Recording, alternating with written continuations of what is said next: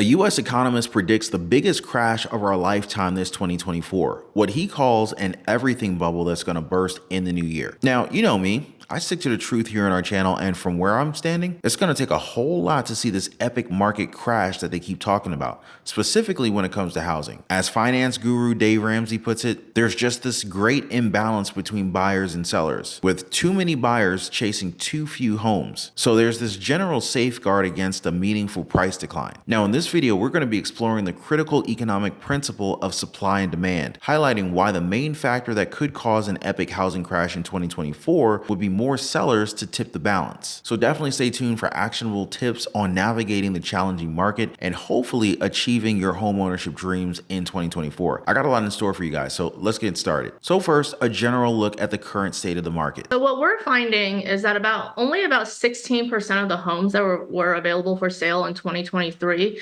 were affordable for the typical household, and that's down from 21% in 2022. But importantly, if you look before 2022, that fraction was around 40% or even higher. And what happened these last 2 years is that mortgage rates increased a lot. So they increased from around 3% to a peak of about 8% in October. And this was happening as the Fed was, hiking interest rates to combat inflation. And then the second factor is that home prices increased a lot during the pandemic, around 40% or so. And they actually stayed high even as mortgage rates were increasing a lot, which was unexpected. And the reason for that was because there were so few homes for sale. So prices stayed really high. That was an economist from Redfin confirming what we've been talking about. Home prices staying high this 2024. And yes, I know that there's other YouTube channels saying, what if the bill passes that bans hedge funds from purchasing and owning single family homes and are forced to sell 10% of their holdings every year for 10 years? Would this be a big change in the market? Yes, I acknowledge their point. But then again, frankly speaking, why would the politicians pass a bill that hurts their friends, family, and their own investments? You know what I mean? Then of course you've got doomsayers, like this one economist, Harry Dent, predicting the biggest crash of our lifetime. So let's see what Harry Dent has to say. Apparently, he's coming from the fact that since 2009, this has been 100% artificial, unprecedented money printing and deficits, $27 trillion over 15 years to be exact. This is off the charts, 100% artificial, which means we're in a dangerous state. He also says that he's the guy that's praying for a crash while everyone else is not. As we need to get back down to normal, we need to send a message to central banks. His prediction, an 86% crash in the S&P 500 and a 92% crash in the NASDAQ, and crypto, it's going to be 96%. And real estate, for this guy, he's expecting housing prices to go back to 2012 lows. But that's a 50% crash for the average house, which went down by 34% in the last crash. More than the Great Depression, more than any time in history. That's what's going to hurt people the most. Now, I'm just going to continue to share with you guys how this economist, Harry Dent, sees this all playing out in the new year. You're going to see it start and be more obvious by May. So if you get out for 6 to 12 months and stuff stays at the highest valuation in history, maybe you miss a little more gains if he's wrong. Now, if he's right, you're going to save massive losses and be able to reinvest a year, maybe a year and a half from now at unbelievably low prices and magnify your gains beyond compare. He also says that this everything bubble will leave a lasting slowdown impact for 12 to 14 years. During that time, he agreed America's wealth gap would widen as the rich get richer and the poor get poorer. This means that the average person is going to lose their job for 6 months to 2 years. The average rich person is going to lose 50 to 80% of their lifetime accumulated net worth. But what do you guys think? Are we going to see it all crash and burn this year? All I can tell you is that in general, the economy seems to be chugging along still. Housing in particular, people are expecting a housing recession that would reverse some of the outsized price gains in homes, especially when the United States real estate market finally started slowing down in late 2022 and home prices seemed poised for a correction. But a strange thing happened on the way to the housing market crash. Home values started rising again. So if you ask me right now, point blank, Ron, is the housing market really going to be seeing an epic crash?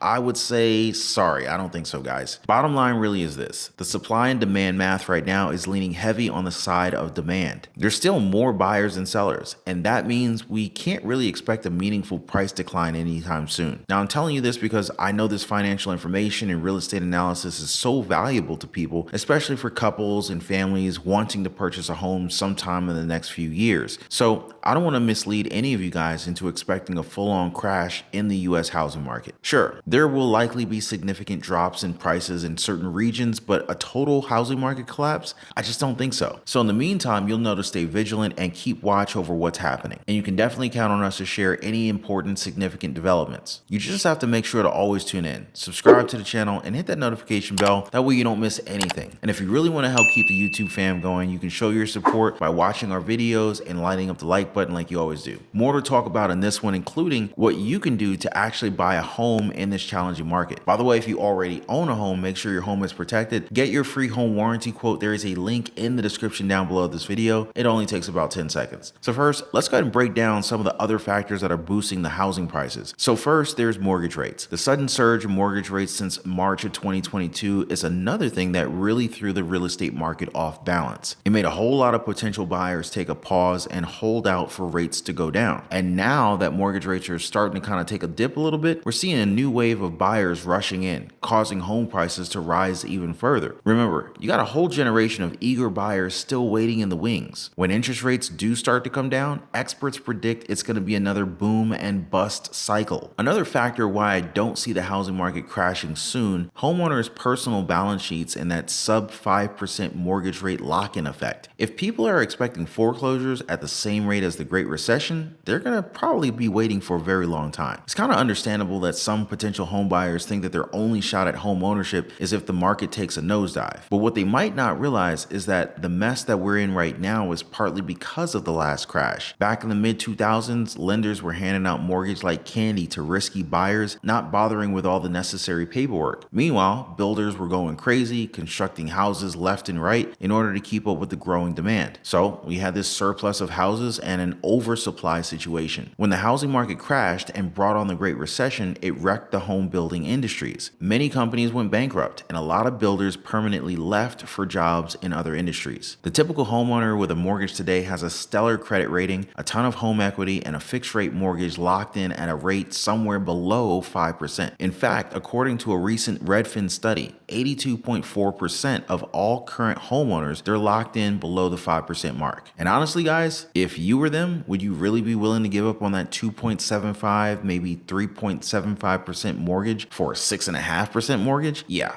I don't think so either. Home builders still remember the Great Recession very clearly, meaning they're being very careful about how fast they build houses. They got burned once before, they're not trying to do it twice. And that's why there aren't enough homes for sale right now. We're facing a shortage of inventory. Could some places see a drop? Sure. But the chances of a huge 30% nosedive like before?